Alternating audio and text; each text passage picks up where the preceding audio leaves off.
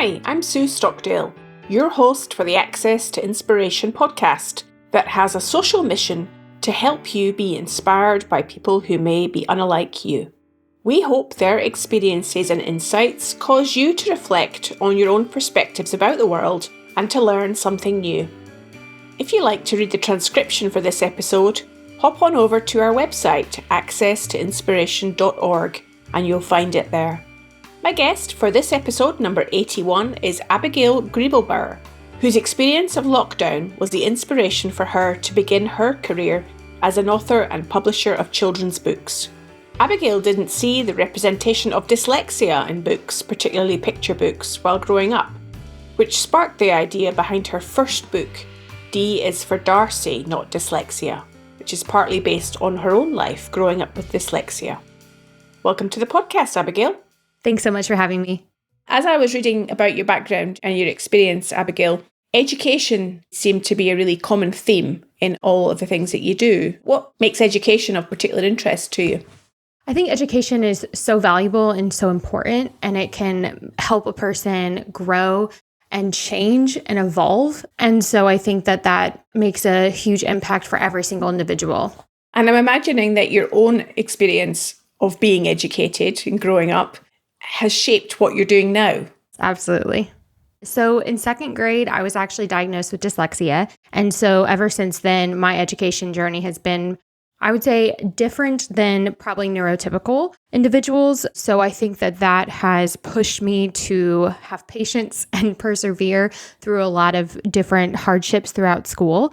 And that's kind of what led me into writing children's books since then. And when you say you're diagnosed with dyslexia, for our listener that may not be aware exactly what that is and how it shows up, can you help describe it to us? Yeah, so dyslexia is a learning difference that really impacts reading and spelling. Sometimes it impacts things like knowing your left and your right. So it's not just something that affects you in school, it really affects your entire life, but it's definitely something that you don't grow out of. It doesn't change, but you can definitely accommodate for it and kind of create things that help you move forward, like grammar checking on Grammarly and Writing Aid and things like that have a huge impact. And things like maps for Google Maps, I'm sure a lot of other dyslexics use that all the time, regardless if they know where the location is or not. And in what way does that help you then? So left and right, like even sometimes I get up to my exit for my off of the interstate and I don't know which way it is left or right because I get them confused. So sometimes even going home in a thing that I've gone home to so many times that I would still get it confused sometimes. So I think just having those Google Maps allow you to not have to stress or add another level of, well, which way am I going? You just follow the Google Maps and it works. That makes great sense in terms of the practical nature of something like that being able to assist you in your travels. And I know that you describe yourself in one of the many things that you do as a children's book author.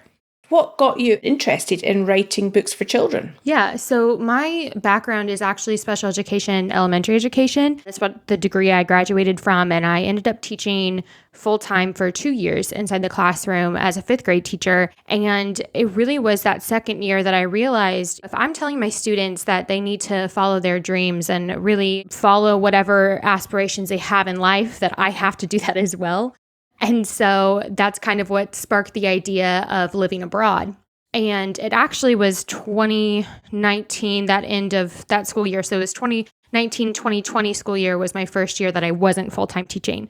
And of course, that's when COVID happened. So even after interviewing and everything, nothing was really working out. And then COVID hit. So I was really grateful that I actually wasn't living abroad because being home with friends and family was really important during the pandemic. And that's actually March 2020. As soon as lockdown started, I started writing and started, this is what I want to do. I want to publish these children's books because I saw that gap that needed that representation for neurodiversities. And so I was like, okay, this is something that is going to make an impact and that I want to really accomplish. They often say in Britain that you've got to put your money where your mouth is. And I suppose in a way that's what you were doing there, is actually applying your own ambitions to what you're focusing on.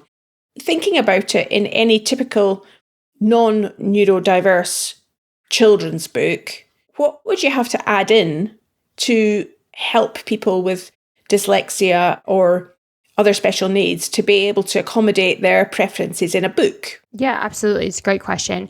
I think one of the biggest things that you can do for a typical book is just add an audiobook file if they don't already have one. Listening to the audiobook is really, really helpful for a dyslexic child as they're just reading the book. Having that, hearing someone actually physically read it is hugely important. And then for us, it wasn't necessarily the changing typical books. It was just adding the dyslexic character into the story. I've never read a book when I was little that had representation of someone struggling to learn or struggling to read in the book. I just never came across that. And so that's what I really wanted to do with Darcy in my first book, was include that in the story, because I know there's so many children who are struggling to read and who could potentially feel alone because that isn't represented in a lot of other children's books. And so that's kind of what sparked the idea behind that first one. And since then, I've definitely heard many, many people say that they love that part because they can connect with it.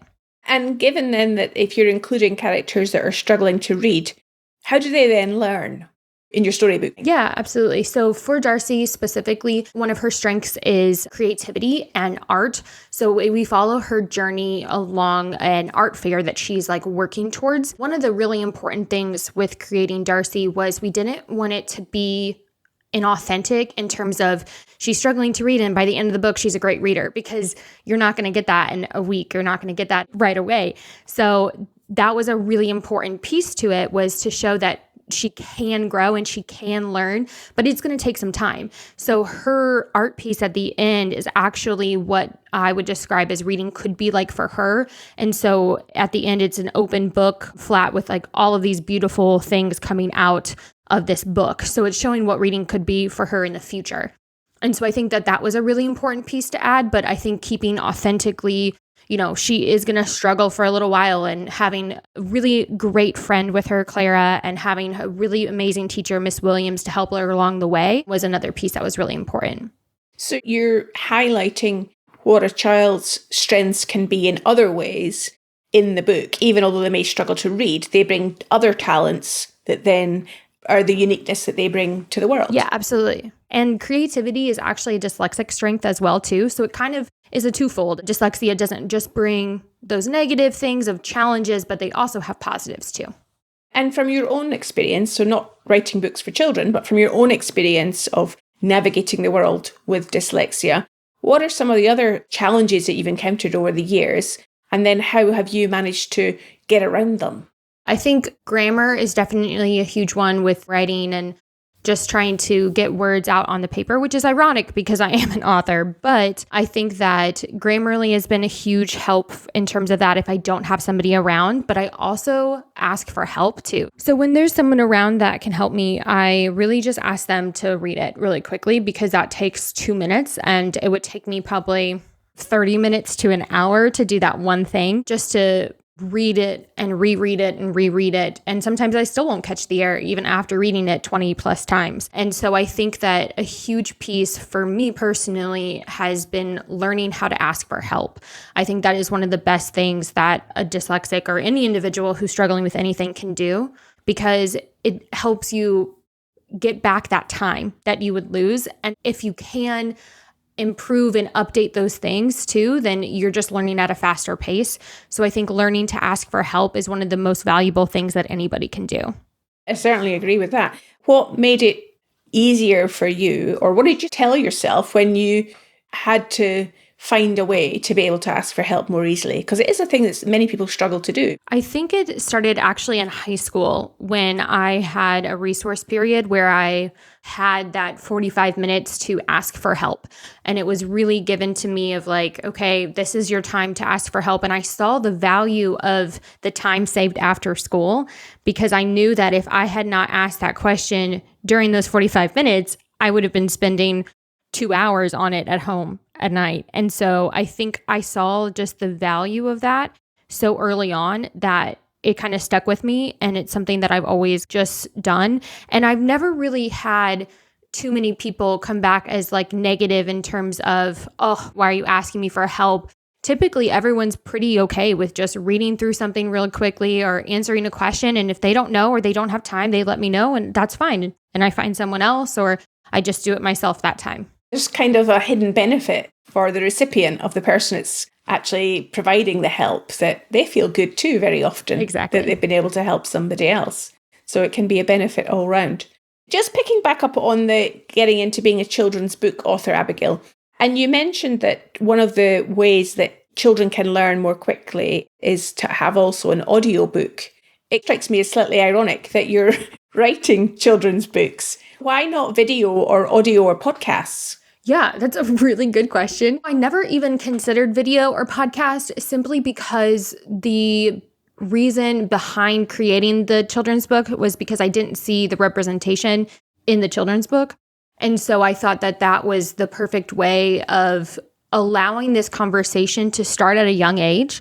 Because I think it's really important for kids who are younger to know what dyslexia is and know what ADHD is. Because if they see themselves in these characters, they can go home and they can ask, like, what is dyslexia? Like, and talk about it with their parents. And then potentially even get a diagnosis in the future to something that they relate to in the book. And so I think it's something that is just a really valuable conversation. And I knew that teachers use children's book all the time. Being in education, I use them as a fifth grade teacher. I love having children's books in the classroom because they're so versatile. I can see high school students using them for various lessons. So there's not really a limit to when you have to stop reading children's books. And that's one thing I love about them. Well, maybe there's an opportunity in the future is to expand into videos and audiobooks or podcasts as well. Who knows? Yeah, absolutely. In terms of then, what are your longer term ambitions? Because I know not only in being an author, you're actually publishing the books too now. Is that right? Yeah, so we publish them ourselves. Cecilia and I, the illustrator of the books that we have, we work together for publishing a lot of the times. And so a big ambition would be to have the Empathy Early series to just be on the shelves like any other series in terms of a teacher's classroom. So that kids can go up and just grab a book and then be like, oh, I want to see another character and then go grab another book. I love the Magic Treehouse series. So something kind of like that, where it's like next to those and just something that every teacher has in their classroom that children see themselves on the shelf and they can be like, oh, I'm dyslexic. What is this book about? And then pull that off and get to read it.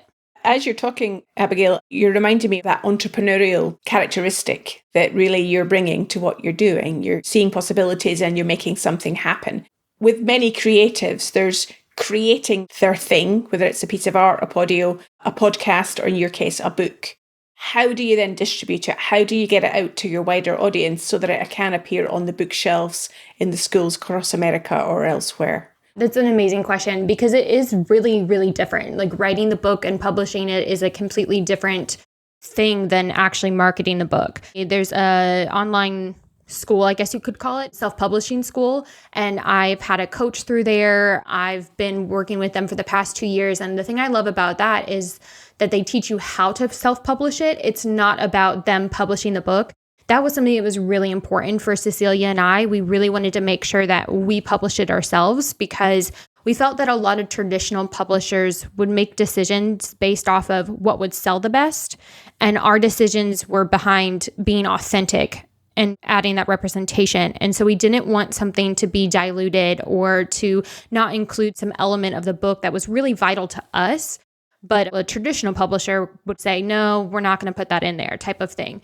So I think that that was a huge reason why we didn't even try to go down the traditional publishing route. We just immediately went self-published, and it's been a journey, and I've absolutely loved it because I've learned so much, and doing it everything by yourself with your coach by your side and all this training and courses and stuff, I've grown immensely in the past 2 years.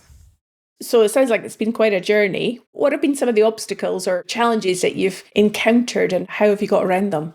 Yeah, there's a lot. Let's see, what's one of them? I would say press releases is kind of like a new thing that I didn't know how to do any of that previously. So I was really fortunate in having some people in my life who are really good at checking everything specifically for press releases. And so I sent that out to multiple local news outlets and things like that. And that's something that I still am going to do with a couple of our future ones. But I've been able to get in the front page of a local newspaper through that. And so that was something that was really cool of an experience to have to go and have to do a photo shoot really fast with someone. And it was, I think that was November of 2020 or somewhere around that time. So it was definitely COVID. So I had to wear my mask, which has made a huge impact. COVID's definitely the reason why we started, because I don't think I would have written the children's books without COVID, because it's really what made me pivot and change my dream and aspiration of what I'm going to do. But it definitely has made a huge difference for sure. Well, preparedness to step into the unknown can take you into places that you perhaps never expected. And sounds like the front page of your local newspaper maybe was one of those. Yes. It was an opportunity that you grabbed. Now, you've mentioned Cecilia's name a couple of times, and tell us about how you work with her and what both of your roles are. Yeah. So we actually met at Harlexton College during fall of 2014. We were both sophomores in college, and we've been best friends ever since. And immediately when I started writing this children's book, I was like, I knew that she was going to be the illustrator because she's absolutely phenomenal artist. And I was really, really hoping that she would say yes. And she did. And so ever since then, we've kind of been on this track together. We have weekly meetings that we set up to update each other on like, okay, here's where I am with marketing. Here's where I am with the illustrations. Wherever we're at, those weekly meetings are huge. She's actually in Tennessee and I'm in Indiana. So it doesn't sound like we're too far away, but it's mountains. It's an 8-hour drive. It's sometimes really challenging to get to each other. So we tried to do that, I would say 4 times a year. And most recently, she stayed at my house for 2 weeks and we got a lot done. And we probably get done more in person than we do on probably a whole month of weekly calls. We have our pieces that we both are really, really strong with. And so we elevate those and we help each other with the other pieces. Well, I think that's what a good team is made up of, is when you bring disparate strengths together to complement one another. Absolutely. There's also a phrase that is often used is never go into business with your friends. And I'm wondering if you've given any consideration to agreement and how you work together so that you're able to keep the friendship almost separate from the work activities. So how's it worked out for both of you in that regard? I love that question because I've definitely heard that phrase before. And I know that it's not going to work for a lot of people, but for us, it works. We just, I think, have such a great balance between our friendship that we're able to communicate with each other in terms of like, if I need something changed for the illustration, it's not something that is negative in her illustration. It's just that we need to change it. And she keeps me grounded too, in the sense of like, I am probably the one to have all of these huge, big 10-year lofty goals. And she's like, okay, what are we doing this week? Like, what do we need to get done right now type of thing. So I think that balance is really important. So if you have that balance with your friendship, I think it's okay. But if you don't have that balance and you're kind of both on that looking the 10-year down the line, maybe it's not the best partnership. Yeah, well, sometimes it's how you navigate those difficult conversations between friends in a business context that can make the difference. Sounds like you've got some of those things covered between the two of you there.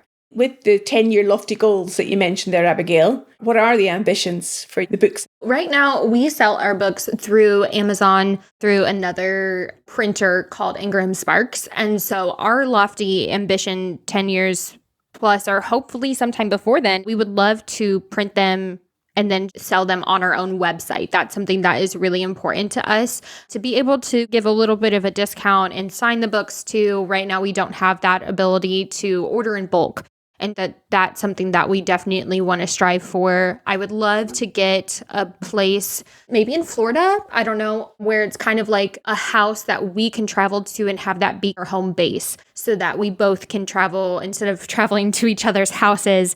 We have another location that we can just go to and probably someone working there to ship out the books. So we would love to hire on even a couple of our friends we have in the back of our head. We know exactly their skill set and some things that they could bring to our team. And so we're hoping to be able to add team members within the next 5 years and being able to grow and continue publishing more and more children's books. I can imagine that lovely place in Florida as a nice warm location to visit as well as to do your work. Best of luck with those ambitions. Given that this podcast is about accessing inspiration, I'm wondering who or what inspires you, Abigail? Yeah, I think when I look back on publishing the first book, it was really the fact that I knew that I wanted to see this book when I was growing up. So I knew that other children felt the same way and that they wanted to see themselves in books. Like if they were struggling to read, they wanted to see that in a character. And since publishing Darcy, the first one, we have received letters from different schools and going on author visits and hearing the reactions of teachers. I think that now having those reactions, I can use that as the inspiration because I know that it is making that impact. So before it was really hoping for that impact and really like, okay, this is what I want to strive for. This is what I want to do with it. And then actually seeing that come to a reality is absolutely amazing and has been phenomenal hearing teachers say, oh, when they read about Anthony, having the kids in the class who have ADHD, having their eyes light up because they see themselves in that character, I think is just something that will continue to push us forward because we know that it's making the impact that we hoped it would.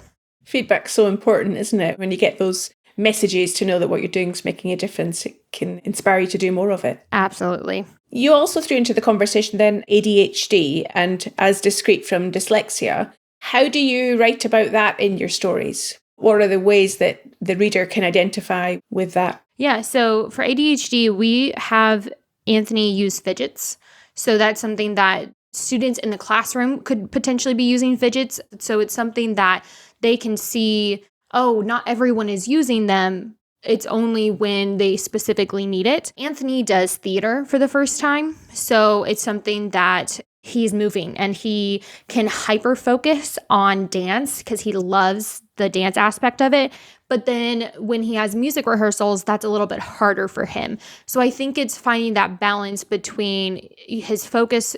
It was very difficult with music, but the hyper focus came into reality with dance. And so I think that was a really important element in it. One of the things that we do with our books is we don't have the word dyslexia or ADHD or the neurodiversity in the story itself. It's actually just on the title. So it's really important for kids to be able to see those words, but it's also not the whole person. It's just a piece of that person. So I think that's something that we strive for within the books as well. You reminded me of another guest that I've spoken to this podcast series recently, where we were talking about that very thing about almost the danger of labeling and how sometimes a word can be helpful to be a descriptor and not to judge somebody by just one label. And I think I get a sense that's what you're alluding to here, is there's so much more to somebody than just one label. Yeah, I think that it's a balance between the two because I think before knowing that you're dyslexic, it could be seen as like, oh, I don't know why I'm struggling. I don't understand what's going on type of thing. So having that was really huge in the sense of like, oh, it's just part of my dyslexia. Like, okay, I don't have to worry about struggling to read. I can really just use the audiobook and the tools that are around me to help and then move forward. And I don't have to stress about those struggles. I just know that it's just a part of me. It's a part of you and not all of you. Exactly. I think is the important message. Well, it sounds like these books are going to be fantastic for children to read and no doubt adults as well who are perhaps even reading them to their children. I really wish you well with what you and Cecilia are doing. If there was a message you would want to leave our listeners to consider around understanding and learning about learning differences, what would be your message? Cecilia and I thought a lot about what we wanted to name our series, and I think that definitely has a lot to do with your question. We labeled it as the Empower Empathy Early series, because we really wanted to empower that empathy. I think empathy is a huge thing that is so sometimes like underseen. It's not something that's really visible sometimes, but if someone is asking you to read something like a form at the doctor's office or something, like they're like, oh, what is this word? Instead of like, wow, you don't know how to read that word, what's wrong with you? It would just be read the word, okay, and like move on and have that like empathy there. I think that that's something that is huge to understand that not everyone learns the same way. Not everyone does everything the same way. And so being empathetic and understanding that just because someone's doing something different doesn't make it wrong or incorrect. It's brilliant to speak to you today, Abigail. How can people find out more about you and the books that you and Cecilia are publishing? We have everything under our publishing name, The Passage Press. So you can find us at www.thepassagepress.com, or you can follow any of our social medias at The Passage Press.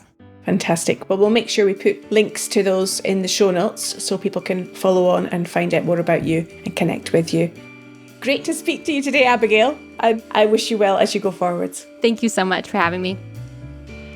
Well, I hope you enjoyed hearing from Abigail, and maybe it's given you some ideas on how you can help other people who are neurodiverse. If you want to connect with us on social media, we're on Facebook, Instagram, Twitter and LinkedIn. Just search for Access to Inspiration. Next time, I'll be speaking to Sebastian Rohr, who's a tech entrepreneur working in information security, and we'll be talking about why there is a high risk of burnout for people working in cybersecurity. I hope you can join me then.